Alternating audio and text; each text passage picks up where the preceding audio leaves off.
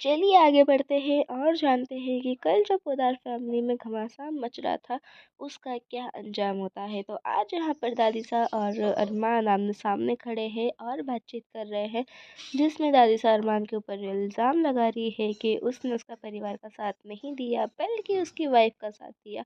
इस हिसाब से उसने उसके परिवार को धोखा दिया है। लेकिन तभी अरमान भी अपने बचाव में कहता है कि उसने परिवार को कोई धोखा नहीं दिया, उसने वही किया जो सच है, क्योंकि दादी सा ने और माँ ने ही उसे सिखाया है कि हमेशा सच के रास्ते पर चलना चाहिए। सच चाहे कितना ही ताकतवर क्यों ना हो, हमें फिर भी गलत रास्ता नहीं अपनाना चाहिए। और थोड़े दिन पहले मैंने ही गलत रास्ता अपनाया था, मैं ही अपना रास्ता भटक गया था और अबीरा के ऊपर ऐसा केस करा जिसने कि वो कभी करा ही नहीं। वो एक बहुत वैल्यूएबल, रिस्पेक्टेबल एंड हाँ, उसमें बहुत कैपेबिलिटी है केसेस की। और इतना सब कुछ होने के बावजूद भी अगर मैं उस पर इतना घटिया इल्ज़ाम लगाऊं तो ये तो सरासर अपनी ही बेईमानी है। और आपकी और माँ की सीख के अनुसार मैं कभी भी बेईमानी कर ही नहीं सकता। ये बात अरमान यहाँ पर दादी साहब को बताता है और उन्हें भरोसा दिलाता है कि उसने कोई बेईमानी नहीं करी है, उसने सिर्फ हाल फिलहाल सच का साथ दिया है।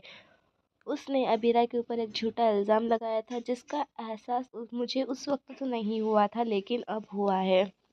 तो अगर मुझे मेरी गलती का एहसास हो चुका है तो फिर मैं उसे क्यों ना सुधारूं। इसलिए मैंने अबीरा को अबीरा के सारे सबूत इकट्ठे करके रख रखे थे, लेकिन मैंने सिर्फ अबीरा के सारे सबूत इकट्ठे करके रखे थे, उन्हें मैंने बार काउंसिल में जाके सबमिट नहीं करे।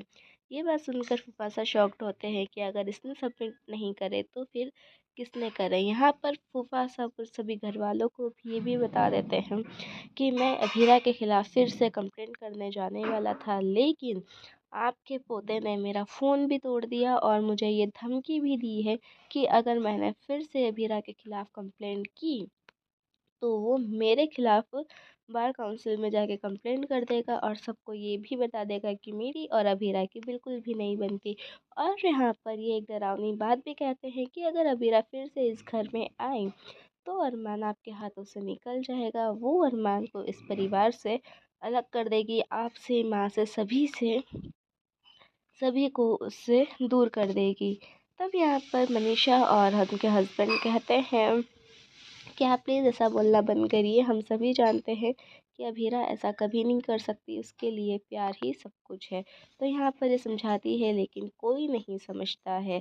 तो उधर पीछे से ये सारी बातें माँ सुन लेती है और अब माँ डर जाती है कि क्या अबीरा फिर से इस घर में आ जाएगी, और अगर क्या वो इस घर में आ गई तो अरमान हमेशा के लिए इनसे और इनके परिवार से दूर हो जाएगा।